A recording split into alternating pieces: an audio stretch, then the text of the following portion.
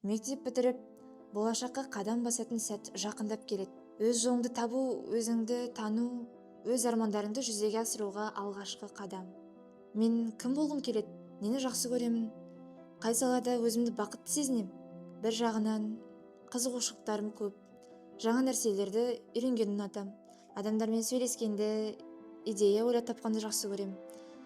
Бірақ нақты бір мамандықты таңдау оңай емес. Мы стартуем совместно с Печеновским университетом большой проект по обучению профориентаторов школ Мангистау. Будут охвачены все школы региона, и это будет первый регион в стране, который будет в таком масштабе обучать специалистов в области профориентации в школах. Қазіргі таңда курсқа Маңғыстау облысы бойынша 132-ден астам мектептен 160-тан астам кәсіби бағдар беруші мамандар қатысу үстінде. Дело в том, что по нашему опыту сегодняшний ребенок примерно в любом регионе Казахстана, и не только там, очень плохо знает о тех возможностях, которые мир и экономика ему способны представлять. Мы способны назвать 10 профессий, может быть, 15 профессий, а таких профессий 1000. И задача профориентатора как раз рассказать ему об этом и помочь выбрать профессию под себя. Мен профориентолог мамандығын таңдағаным себебі адамдарға көмектесу. Әсіресе қасымда отырған оқушыларға кәсіби бағдар бойынша дұрыс бағдар беру. Профориентология бұл оқушының таңдауын өзгертеді. Бұл маңызды.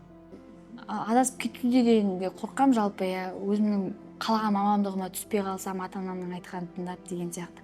Оны ертең ол жақта ол жұмыс бойынша жұмыс жасамауым да мүмкін. Сондықтан адасып кетуден қорқам. По итогам этой работы школьные профориентаторы получат доступ к цифровой платформе, на которой будут размещены десятки уроков для того, чтобы они могли проводить их в своих школах. Цифровая платформа позволит отслеживать прогресс детей.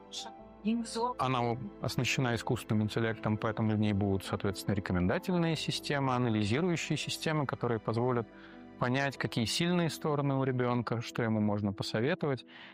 Біздің курсымыздың негізгі ерекшелігі сол, жаңа айтып кеткендей, платформа және де ойын түрінде балаға өзінің мамандығын таңдауға бағдар беру.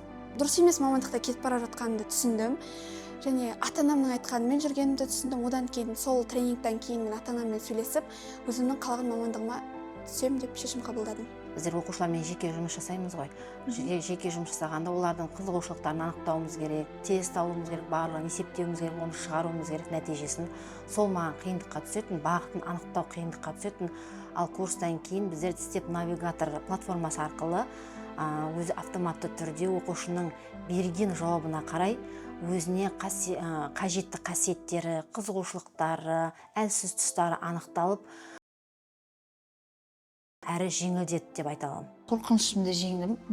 Қорқам. Бұрында енді бұл туралы білмейтінмін кішкентай кезімде. Сондықтан сол медик туралы көп білдім. Өзімнің жүрегіме жақын емес екенін түсіндім. Юристке кішкене өзімнің жақыншылығым бар, өзімнің жүрегіме жақын екенін, адамдарды қорғап, сөйтіп юрист болуға кішкене бір қадам, өзімнің мамандығымды кішкене табуға бір қадам алға басқам.